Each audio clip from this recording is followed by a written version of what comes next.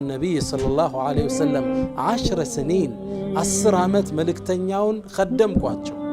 አገልጋይ ሆኛቸው ነበር ለ10 ዓመት በዚህ 10 ዓመት ውስጥ ይላል አንድ ነገር አዘውኝ ሳልሰራው ለምን ያልሰራው አለም ደግሞ የሆነ ነገር አትስራው ብለውኝ ሰርቸው ለምን ሰራው ብለውኝ አያውቁ ሱብሃንአላህ ጉድ ነገር 10 ዓመት እንዴት ከቤት አገልጋይ ጋር ተጋጭ እንዴት አኽላቅ ነበራቸው ወሊዳ ዩሲ ነብይ ሰለላሁ ዐለይሂ ወሰለም መልእክተኛው ሁሌም እንዲህ ብለው ወስያ ይሰጡናል ኢኽዋኑኩም ኸወሉኩም